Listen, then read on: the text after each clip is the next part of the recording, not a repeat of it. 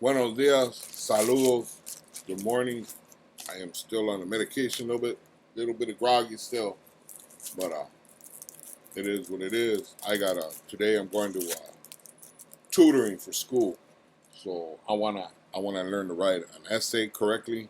Um, I have English 101, which is a big part of it. I do have an update on my medical condition. I will save that to the end of the video. Um, this won't be too long. I just kind of want to address the picture that I took. There's a picture in the caption. I'm sure you guys looked at it and said, damn, what homie doing? uh, I have never been one to deny where I'm from. I love my neighborhood. I've said that repeatedly. I got love for my homies, and my homies have love for me. Um, Whether I go there or not on a regular basis is something else. I don't go a lot, every once in a while, but uh, they understand what my path in life is. I'm trying to go to school, trying to better live a better life. I have my own path. Um, I'm trying to show homies by example that they could change. They don't need to be going to prison and getting killed, and that uh, there's a path for them to get out. That if I can do it, as old as I am, that they can do it. And I got a lot of love from the homies for that shit. Uh, we have to understand that my neighborhood is not just a neighborhood. It's not just a gang. It's not a band of youths that are just running amok. We have generations and generations of homies from my age down all the way to, I'm assuming, really, really extremely young. But it's a community. It's just like when I say Burbank, it's that's a community. When I say Elmwood, it's a community too. It's where I grew up. It's who I bonded with. It's who I ran around with. Who I played with as a kid. It's all those things that are good. Yes, there's some parts that are horrible and bad and losses. And not everybody has made it. There's people that have died. There's people that have been killed. There's people that have had been to prison that are never going to get back out.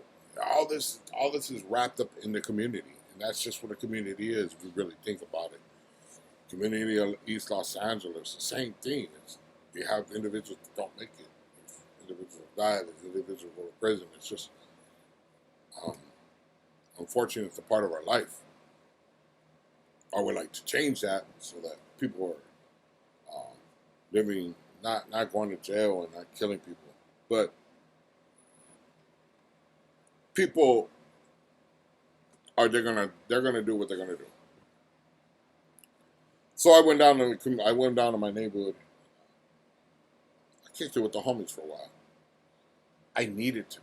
I needed to get out. I needed to just zone out from what's happening in my life. Uh, I'm sick. I have to come to terms with that I'm sick. I have to come to terms that I'm getting older, that I'm not capable of doing some of the things I used to do. Uh, I used to enjoy playing basketball. I used to enjoy playing football. I used to enjoy any kind of sports to play. I got out there and play soccer. I'd go out there and run with the dog, or just whatever. With my knee, I can't even jog. I could barely walk fast, and at some points, sometimes in my life, and some days I get up, I can't even walk. I always got a slight limp, if you know me, and it's because I got a full knee replacement. So I'm incapable of jogging or anything to play any kind of sports. Okay, I can't move fast. I've tried. I've tried so many different times. It's even funny. Uh, there's actually a running joke about, that's in my home with the family. They'll mess with me and they run for me because they can't do nothing. And they don't even run. They just jog kind of quick. So, anyways, I went in my neighborhood and I left about 9 o'clock. I just went there to kick it with them for the camaraderie and meet some people and converse with some people that I know for years. I've been there when I was young. Uh, I I went because I needed to. I needed to have somebody else around me, just besides my family. Don't ask me around. None. My family's love and support are mean everything, and that's pretty much all I really need. But at some point, you need just to hear, "Hey, homie, I got love for you. I'm there for you." That kind of thing, And it felt good to go. So I got invited back one more time before I start my medical treatment. We're gonna barbecue, just have a good time. Whatever day that is. I'm not gonna say anything because I don't want nobody coming out there and starting some crap. Because they know I'm there. Whatever it is. Uh, I don't want my youngsters or homies my age to get in trouble because of something that I'm involved in. You know what I mean? I'm not that type of person. I don't go call back up. I don't, I can be in a situation and I'm not the type to go and say, "Hey, come help me." I don't do that. I go out there and deal with it myself. That's just how I am.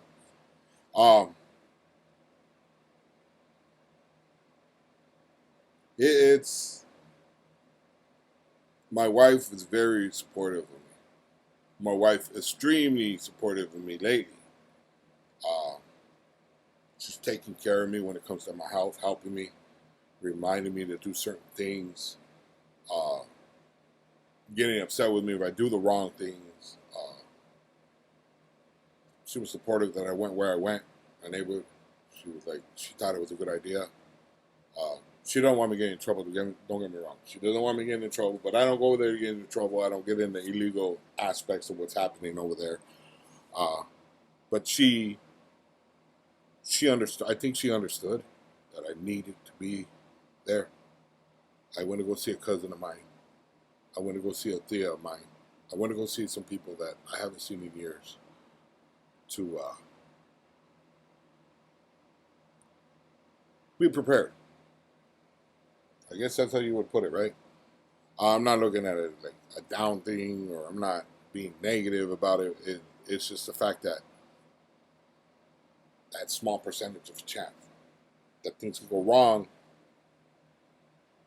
and I'm not here tomorrow. So I went and paid my dues and my respects to people. I have friends that I've had since fifth grade. I've had friends still from junior high, from elementary, high school, a little bit of time I went to high school.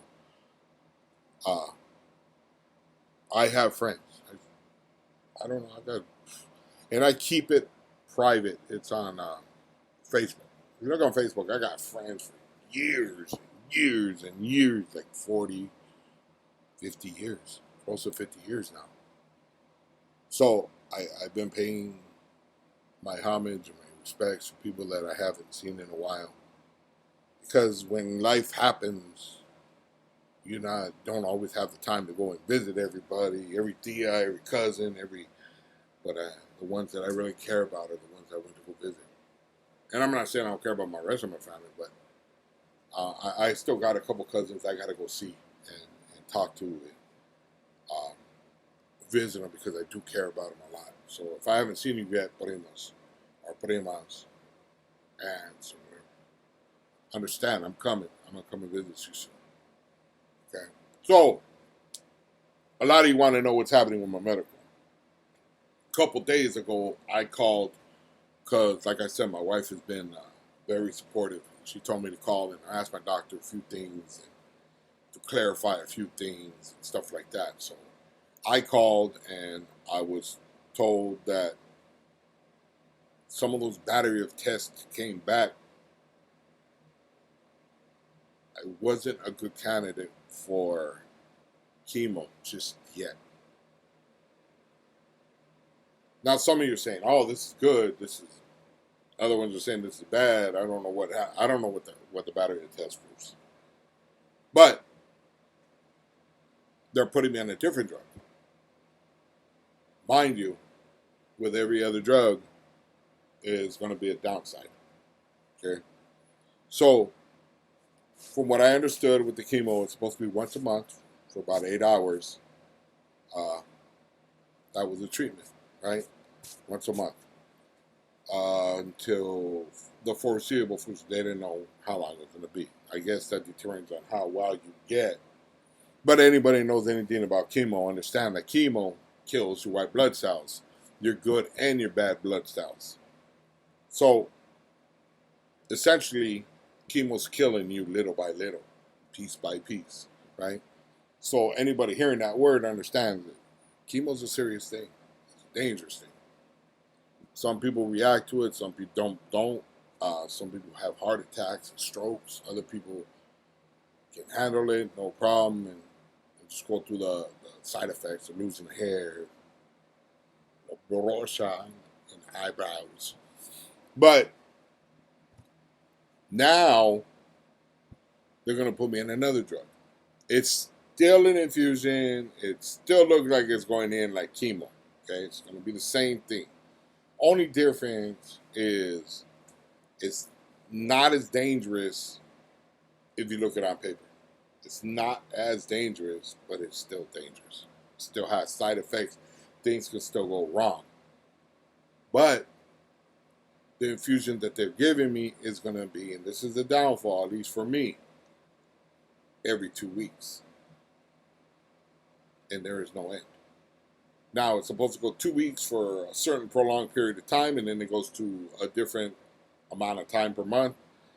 But I will be getting this for the rest of my life. So this is not a cure.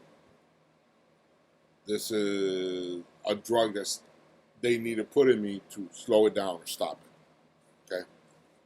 Give me longer time on this earth to walk.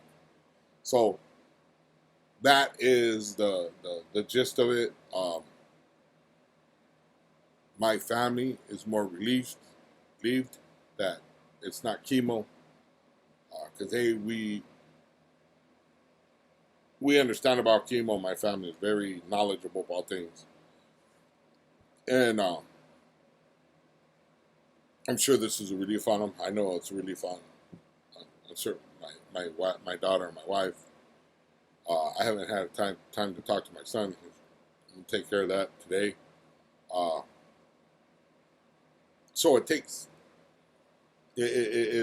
a risk, but at the same time, it's not killing me little by little for sure with like chemo. This drug is not going to kill me every day. You know, if it works, it works. I'm good. I'm good to go. So that's what it is. I told you guys I would be upfront with you and be honest about what I'm going through right now. And I'm doing so right here. So have a blessed day. Leave your comments. Have a blessed day. Bye-bye.